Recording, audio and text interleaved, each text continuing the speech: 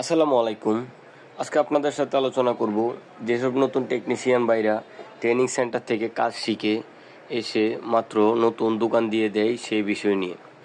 আমার দেখা মতে অনেক নতুন টেকনিশিয়ান ভাই রয়েছে যারা ট্রেনিং সেন্টার থেকে 1 মাস বা 2 মাস কাজ শিখে আসার পর নিজের গ্রামে বা শহরে কোনো একটা স্থানে নতুন দোকান দিয়ে বসে, কিন্তু তাদের কাছে যখন দোকান দেওয়ার পরে কাজ আসে তারা কিন্তু সে কাজগুলো ঠিকভাবে করতে পারে না।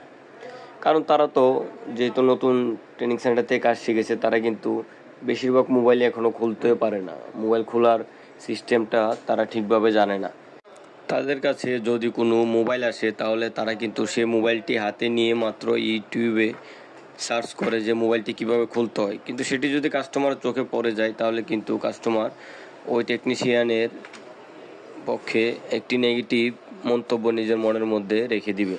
তো তাদের করণীয় হলো যে মোবাইল যদি হাতে আসে তাহলে মোবাইলটি ইউটিউবে সার্চ না করে মোবাইলটি যেন কাস্টমার যদি সামনে থাকে তাহলে খুলে ফেলা।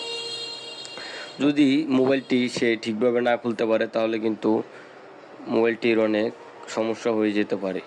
আর কাস্টমার যদি সেটা দেখে তাহলে কিন্তু কাস্টমার আর কখনো তার দোকানে আসবে না।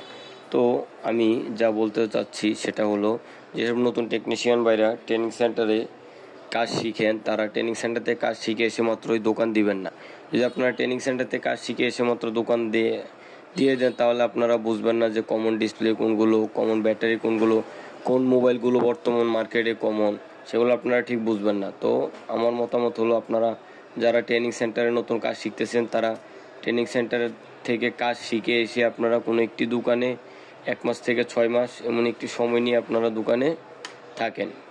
দরকারে আপনাদেরকে টাকা না দিক, আপনারা বিনা টাকায় 1 মাস থেকে 6 মাস আপনারা কোনো একটি দোকানে থাকেন। যদি আপনারা কোনো একটি দোকানে থাকেন তাহলে আপনারা বুঝতে পারবেন যে ওই দোকানে কী কী কাজ আসতেছে, কোন কোন মোবাইলের ডিসপ্লেগুলো কমন আসতেছে, সেগুলো আপনারা জানতে পারবেন।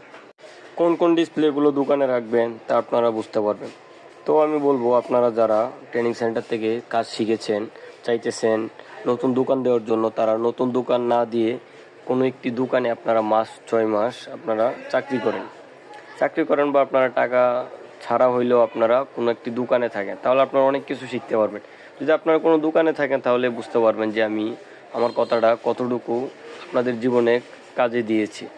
তো এখন আর যারা দোকান দিয়ে ফেলেছেন তাদের করণীয় হলো, আপনারা আপনাদের বাজারের বা আপনারা যেখানে দোকান দেন দোকানের আশেপাশে যদি কোনো মোবাইল সার্ভিসিংয়ের দোকান থাকে তাহলে তাদের থেকে আপনি পরামর্শ নেবেন যে ভাই কোন কোন ডিসপ্লেগুলো দোকানে রাখবো বা কীভাবে কোন কোন